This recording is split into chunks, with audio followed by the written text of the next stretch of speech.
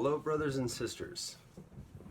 So this video is an introduction to the LDS Succession Crisis Facebook page, in which we create a forum to return to a period of Mormon history called the LDS Succession Crisis. Now, you don't have to agree that there was a crisis, but it's generally regarded as such. And they investigate in that time frame the variant claims to succession. Now, of course, I have an understanding of what the truth is, as I'm sure you do too. And the point is, we're all welcome to bring those ideas to this discussion and discuss and compare them. Now, I'm not doing this to ignore claims, nor am I mandating that there's only one interpretation of things. But the discussion should facilitate the transference of information and understanding of truth, and create possibility for expansion of knowledge, better understanding, hopefully better unity, and just growth, spiritual growth.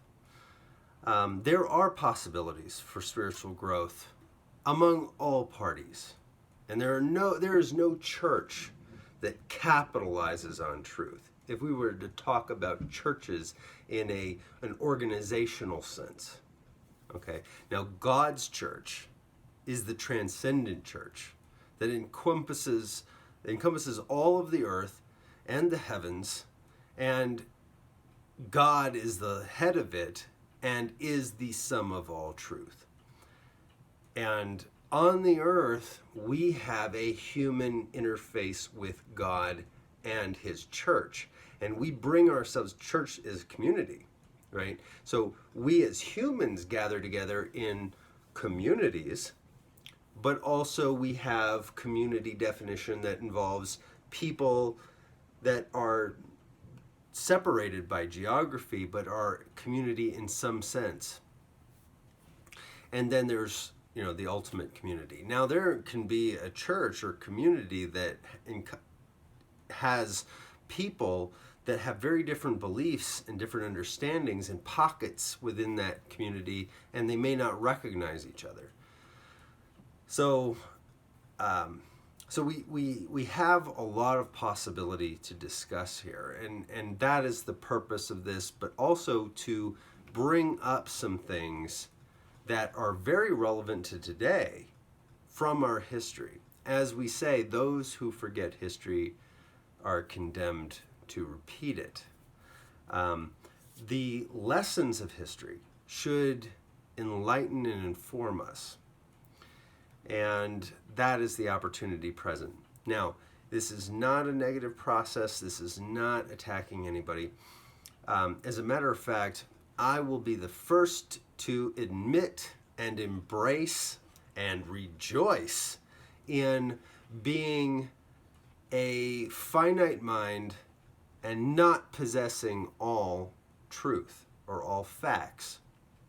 And facts and truth are two completely different concepts. And also, I rejoice in the fact that I believe false doctrine. This is the only way to be.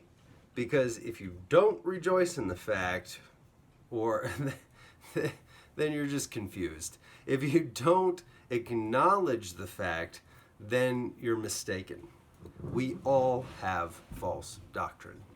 Now, one of the things about apostasy is the demonization of false doctrine as sin. It's not sinful to believe something that's not true. It's just an error. It's just human. It's just a mistake. Okay? It is sinful to willingly rebel. It is sinful to not trust the Spirit or reject the Spirit or trust in tradition or trust in the praises of man, or to rest on carnal security, which basically means security and comfort and ease for your carnal self, which is your flesh. Okay, so carnal security can be your food that you eat, right? If what you believe is dependent on the person who feeds you, you've ignored truth for security, or clothes you, or gives you status, or gives you that community bond where you feel comfortable. Okay? We are not to put the things of the body ahead of truth and call ourselves integrists and call ourselves Christ's church and so forth. We're encouraged by the Book of Mormon to do the opposite. So here's our opportunity to have this discussion. Hopefully we can all participate in it. It doesn't have to be negative, and things that make us uncomfortable are an opportunity to learn. That's where all the goodness in life is the getting uncomfortable, learning something new, having to figure out that I was wrong about some things, or I had some impressions. I thought things were supposed to be settled, and they're not supposed to be settled. I'm supposed to continue learning and growing, and new concepts are supposed to just appear in my view, and then I have to analyze them and see what's true in them, what's not true in them, how it fits with what I know, how it changes what I know. And that is a process of coming to understand this unfolding of revelation that is going to change everything that we believe. And in that process, we're learning and growing and expanding. And if it's a process of love and reception because of our humility, then we are growing into godliness. And that's the purpose of life. So this purpose of life is about getting uncomfortable, about experiencing new things, about growing beyond where we were and what we thought the world was. And this will never be irrelevant. This is not a vanity exercise. This is not going back and insisting on something is right just because it's right. You know, if that's our reaction to truths that we missed in the past, then we just need to change our reaction to it. That's all.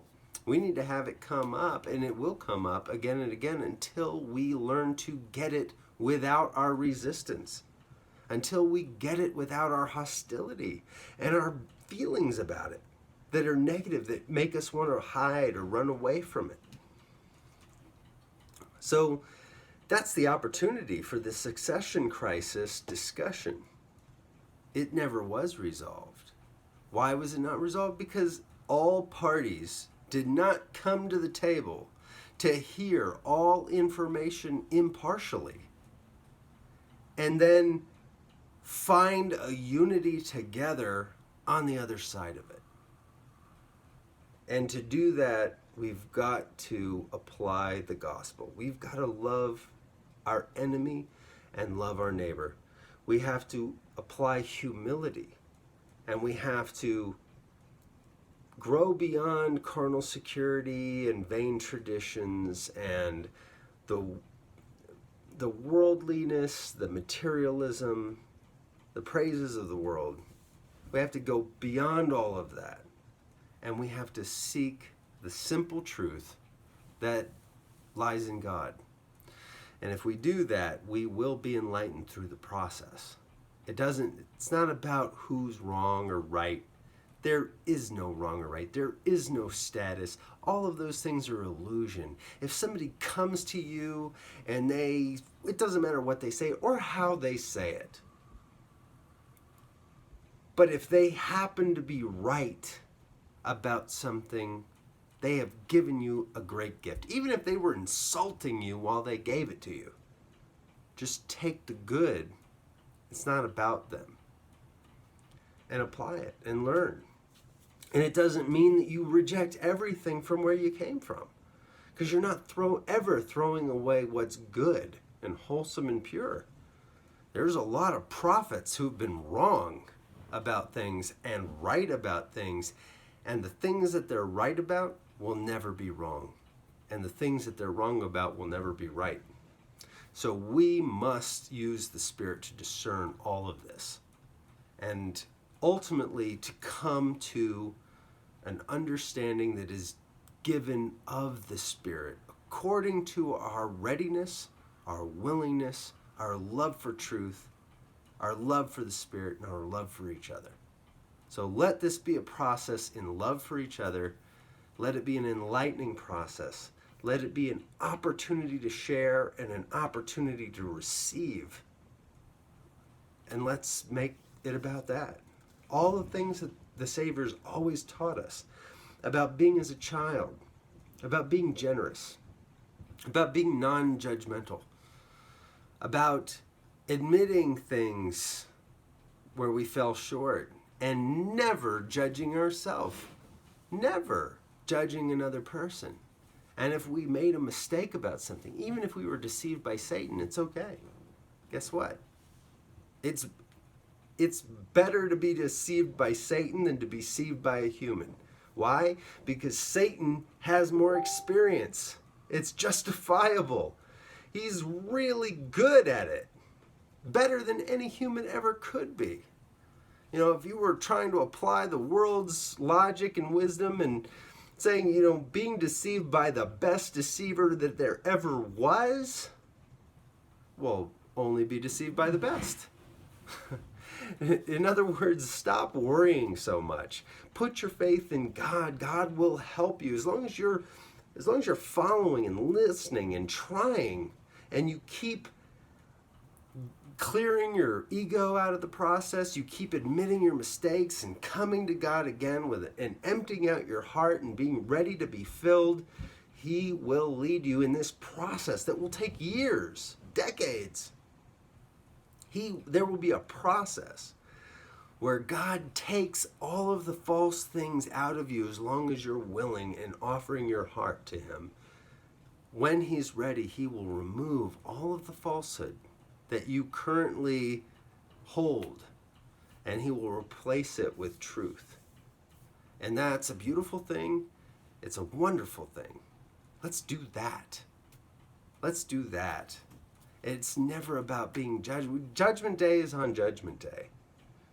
You know, there are prophets who have been deceived by Satan. Prophets. Adam walked with God. Adam was deceived by Satan. Satan pretended to be God and convinced Adam that he was, to a man who actually walked with God. If you have been deceived by Satan, you're in great company. But don't judge yourself. Instead, trust God. Trust God. Receive more. Grow. Not a single one of us will come into a fullness of truth without having first embraced untruth. Period. Not one. Except Christ. So, with that in mind, turn yourself loose in the discussion. Bring it. Be bold, but be kind. Be faithful, which means confident, but also humble. Love thy neighbor. And never stop learning. Because there's not a chance that you have the fullness of truth. And if you did, then the fullness of truth is so small, it's not worth having. God bless you.